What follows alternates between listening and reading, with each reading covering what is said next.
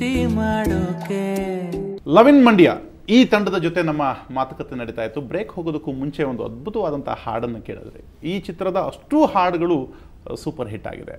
That credit goes to Anoop Seelin. ಈಗಾಗಲೇ ಈ ಹಿಂದೆನೂ ಕೂಡ ಒಳ್ಳೊಳ್ಳೆ ಹಾಡುಗಳನ್ನು ಕೊಟ್ಟವರು. ಈ ಚಿತ್ರದಲ್ಲಂತೂ ಪರಿಪೂರ್ಣವಾಗಿ ಎಲ್ಲ ಹಾಡುಗಳನ್ನು ಹಿಟ್ ಮಾಡಿದಂಥ ಮ್ಯೂಸಿಕ್ ಡೈರೆಕ್ಟರ್. ಚಿತ್ರದ ಈ ಮಟ್ಟಿನ ಟೇಕ್ ಆಫ್ಗೆ ಸಂಗೀತ ಕೂಡ ಕಾರಣ ಅಂತ ನಾನು ಅಂದ್ಕೋತೀನಿ. ನೀವೇನು ಹೇಳ್ತೀರಿ? ಖಂಡಿತವಾಗಲು. ಅಂದರೆ ಈ ಹಿಂದೆ ನನ್ನ ಮತ್ತು ಅನೂಪ್ ಸೀಳಿನ್ ಕಾಂಬಿನೇಷನಲ್ಲಿ ನನ್ನ ಸಾಹಿತ್ಯ ಮತ್ತು ಅವ್ರ ಮ್ಯೂಸಿಕ್ನಲ್ಲಿ ಸಿದ್ಲಿಂಗುನ ಎಲ್ಲೆಲ್ಲೋ ಓಡೋ ಮನಸ್ಸೆ ತುಂಬ ದೊಡ್ಡ ಹಿಟ್ ಆಗಿತ್ತು. ಆ ಚಿತ್ರಕ್ಕೆ ಅವ್ರಿಗೆ ರಾಜ್ಯ ಪ್ರಶಸ್ತಿ ಕೂಡ ಸಿಕ್ಕಿತ್ತು. ಹಾಗೆ ಮದರಂಗಿ, ಇನ್ನೂ ಹಲವಾರು ಸಿನಿಮಾಗಳಲ್ಲಿ ನಾನು ಅವ್ರ ಮ್ಯೂಸಿಕಲ್ಲಿ ಹಾಡುಗಳು ಬರೀತಿದ್ದೆ. ಸೊ ನನ್ನ ಅವನ ಕಾಂಬಿನೇಷನ್ ಅಂದಾಗ ನಾವಿಬ್ಬರು ಬೇಸಿಕ್ಲಿ ಗೆಳೆಯರು. ಕಾಂಬಿನೇಷನ್ ಅಂದಾಗ ಇನ್ನೊಂದಷ್ಟು ಎಕ್ಸ್ಪೆಕ್ಟೇಷನ್ ಇರುತ್ತೆ. ಹಾಗಾಗಿ ಎಲ್ಲ ಹಾಡುಗಳನ್ನೂ ನಾನೇ ಬರೆದೆ. ಅವನು ಅಷ್ಟೇ ಅದ್ಭುತವಾಗಿ ಸಂಗೀತವನ್ನು ಸಂಯೋಜಿಸ್ತ. ಈ ಒಪ್ಕೊಂಬಿಟ್ಲು ಕಂಡ್ಲ ಸಾಂಗ್ ಎಸ್ಪೆಷಲಿ ನಮಗೆ ದೊಡ್ಡ ಬ್ರೇಕ್ ಸಾಂಗ್. ಅಂದರೆ ನಮ್ಮ ಸಿನಿಮಾ ಇಷ್ಟು ದೊಡ್ಡ ಓಪನಿಂಗ್ ತೊಗೊಳ್ಳಿಕ್ಕೆ ಅದು ಪ್ರಮುಖವಾದ ಕಾರಣ. Release before day 1 lakh views complete ಆಯಿತು ಯೂಟ್ಯೂಬ್ನಲ್ಲಿ ಒಪ್ಕೊಂಬಿಟ್ಲು ಕಂಡ್ಲ ಸಾಂಗ್. ಸೊ ಈ ವಿಷಯಕ್ಕೆ ಬಂದಾಗ ಅನೂಪ್ ನಮ್ಮ ಸಾಂಗ್ಗಳನ್ನ ಎಷ್ಟು ಮುದುವಾಗಿ ಕೊಟ್ಟಿದ್ದಾನೋ ಅಷ್ಟೇ ಪವರ್ಫುಲ್ಲಾಗಿ ನಮ್ಮ ಚಿತ್ರದ ರೀ ರೆಕಾರ್ಡಿಂಗ್ ಸಹ ಮೂಡಿಬಂದಿದೆ. ಅದರಲ್ಲೂ ನಮ್ಮ ಸಿನಿಮಾದ ಕೊನೆ 20 ನಿಮಿಷದ ಸನ್ನಿವೇಶದಲ್ಲಿ ಏನು ಅವ್ರು ರೀ ರೆಕಾರ್ಡಿಂಗ್ ಮಾಡಿದ್ದಾರೆ, ಇಡೀ ಥಿಯೇಟ್ರ್ ಫುಲ್ ಏನು ನಗ್ನಗ್ತಾ ಹೋಗ್ತಿತ್ತು, ಆ 20 ನಿಮಿಷ ಮಾತ್ರ ಫುಲ್ ಸ್ತಬ್ಧವಾಗಿಬಿಡುತ್ತೆ ಥಿಯೇಟ್ರ್. ಅಂದರೆ ಅವರ ಸಂಗೀತದ ಕೈ ಚಳಕ ಅಷ್ಟರ ಮಟ್ಟಿಗೆ ನಮಗೆ ಕೆಲಸ ಮಾಡಿದೆ, ವರ್ಕೌಟ್ ಆಗಿದೆ. Is very talented music director. ಅದರಲ್ಲಿ ಬಪ್ಪಿಲೆ ಹರಿ ಅವ್ರ ಹತ್ರ ಒಂದು ಹಾಡು ಆಡ್ತಿದ್ರು. ಹೌದೌದು. ಅಂದರೆ ಬಹಳ ವರ್ಷಗಳ ನಂತರ, ಅಂದರೆ ಆಫ್ರಿಕಾದಲ್ಲಿ ಶೀಲಾ ಆಡಿದ್ದವ್ರು ಸಾಂಗ್. ಅದು ಕ್ಯಾಸೆಟ್ನಲ್ಲಿತ್ತು, ವಿಡಿಯೋ ಆಗಿರಲಿಲ್ಲ ಆ ಸಾಂಗ್. ಅದಾದ ನಂತರ ಫಸ್ಟ್ ಟೈಮ್ ಬಪ್ಪಿ ಲಹರಿ ಅವರು ನಮ್ಮ ಕರೆಂಟ್ ಸಾಂಗನ್ನು ಆಡೋದು. ಅದಕ್ಕೆ ನಮ್ಮ ಪ್ರೊಡ್ಯೂಸರ್ ಉದಯ್ ಮೆಹ್ತಾ ಅವ್ರ ಸಹಕಾರ ತುಂಬ ಇದೆ. ಬಾಂಬೆಗೆ ಹೋಗಿ ಅಲ್ಲಿ ಬೆಂಗಾಲಿ ಭಾಷೆನಲ್ಲಿ ನಮ್ಮ ಕನ್ನಡನ ಬರ್ಕೊಂಡು ಹಾಡಿದ್ದು. ಅನೂಪ್ ತುಂಬ ಸಾಹಸಪಟ್ಟು ಆ ಸಾಂಗ್ನ ಆಡಿಸ್ಕೊಂಬಂದ. ಅದು ದೊಡ್ಡ ಹಿಟ್ ಆಗಿದೆ. ಮೊನ್ನೆ USA ಕೂಡ ಅವರು ಅಮೆರಿಕದ ಯಾವುದೊಂದು ಕಾರ್ಯಕ್ರಮದಲ್ಲಿ ಸುದ್ದಿ ಮಾಡಿದ್ರು. ತುಂಬ ಖುಷಿಯಾಗಿದೆ. ಮಂಡ್ಯದವರ ಸುಲಭಕ್ಕೆ ಎಲ್ಲವನ್ನು ಒಪ್ಕೊಳ್ಳೋಕ್ಕಾಗಲ್ಲ ಅಂತ. ಸಿಂಧುನ ಮಂಡ್ಯದ ಹುಡುಗಿ ಅಂತ ಒಪ್ಕೋಬೋದಾ? ಖಂಡಿತವಾಗ್ಲೂ ಒಪ್ಕೋಬೋದು. ಮಂಡ್ಯದ ಹುಡುಗಿ ಅನ್ನೋದಕ್ಕಿಂತ ಮಂಡ್ಯ ಸೊಸೆಯಾಗಿ ಒಪ್ಕೋಬೋದು.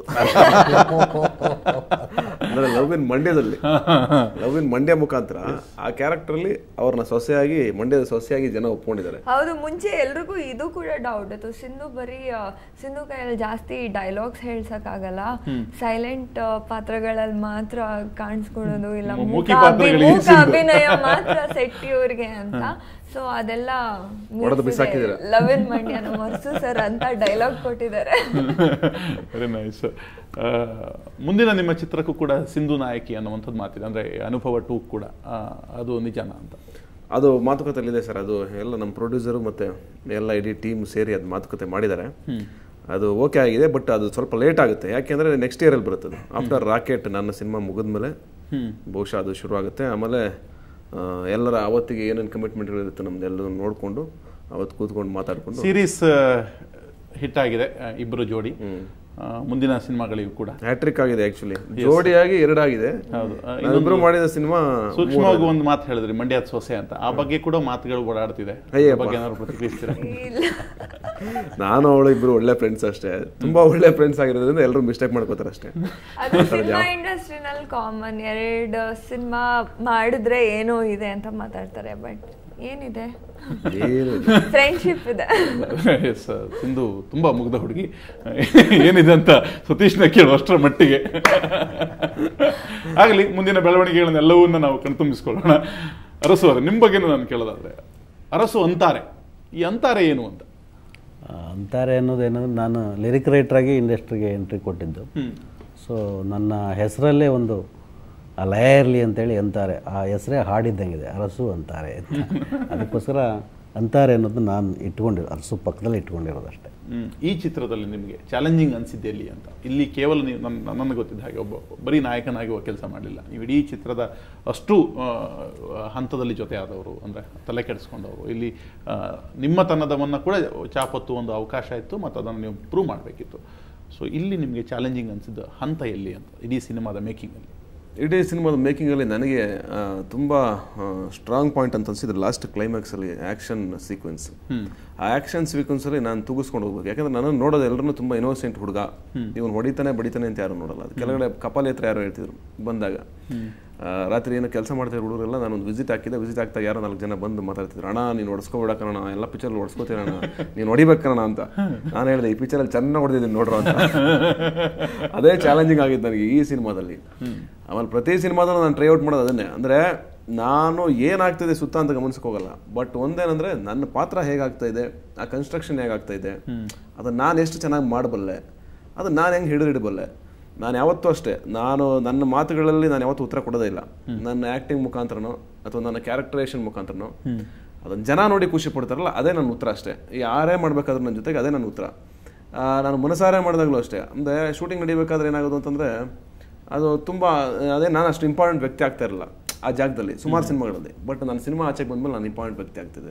ಅಂದರೆ ನನ್ನ ಇಂಪಾರ್ಟೆನ್ಸ್ ಯಾವತ್ತೂ ಜನದ ಜೊತೆಗೆ ಬಂದಾಗ, ಸಿನಿಮಾ ಆಚೆಗೆ ಬಂದಾಗಲೇ ಅದನ್ನು ನಾನು ಏನು ಕೆಲಸ ಮಾಡಿದ್ದೀನಿ ಅನ್ನೋದನ್ನು ಅಲ್ಲಿ ತೋರಿಸೋದು. ಈ ಚಿತ್ರದ ಯಶಸ್ಸು ಮುಂದಿನ ದಿನಗಳಲ್ಲಿ ಸತೀಶ್ ಅವ್ರನ್ನ ಒಬ್ಬ ಸ್ವತಂತ್ರ ಹೀರೋ ಆಗೇ ಮುಂದುವರಿತಾರ ಅಥವಾ ಬೇರೆ ಪಾತ್ರಗಳಲ್ಲೂ ಕಾಣಬಹುದಾ? ಬೇರೆ ಪಾತ್ರ ಅಂತಂದ್ರೆ ತುಂಬಾ ಅದ್ಭುತವಾದ ಪಾತ್ರ ಬಂದ್ರೆ ಮಾಡ್ಬೋದು.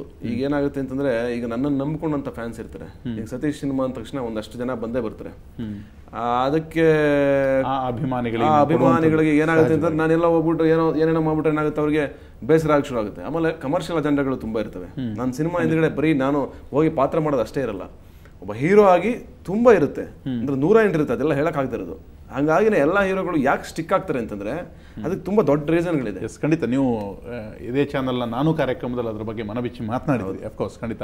ಫೈನಲ್ ವರ್ಡ್ಸ್ ಈ ಸಿನಿಮಾದ ಬಗ್ಗೆ. ಫೈನಲ್ ವರ್ಡ್ಸ್, ನಮ್ಮ ಇಡೀ ತಂಡದ ಶ್ರಮ ಮತ್ತೆ ನಮ್ಮ ಇಡೀ ತಂಡ ಅಂದ್ರೆ ಎಲ್ಲರೂ ಬಂದರು. ನಮ್ಮ ಪ್ರೊಡ್ಯೂಸರ್ ಆಗ್ಬೋದು, ನಮ್ಮ ಡೈರೆಕ್ಟರ್ ಆಗ್ಬೋದು, ನಮ್ಮ ಮ್ಯೂಸಿಕ್ ಡೈರೆಕ್ಟರ್ ಆಗ್ಬೋದು, ಸುಜ್ಞಾನ್ ಅವ್ರು ಆಗ್ಬೋದು, ನಮ್ಮ ಸಿಂಧು ಆಗ್ಬೋದು, ಅಥವಾ ಮಾಸ್ಟರ್ ಮಂಜು ಆ ಹುಡುಗ ಶಿಳ್ಳೆ ಪಾತ್ರ ಮಾಡಿರೋ ಆಗ್ಬೋದು, ಟೋಟಲ್ ಎಲ್ಲರೂ ಇಡೀ ತಂಡದ ಶ್ರಮ ಈ ಸಿನಿಮಾದ ಗೆಲುವು ಅಂತ ಹೇಳ್ಬೋದು. ನಮ್ಮ ಸಿನಿಮಾ ಹಿಟ್ ಆಗಿದೆ ಅಂತ ಅನೌನ್ಸ್ ಮಾಡ್ತಾ ಇದ್ದೀನಿ ನಾನೇ.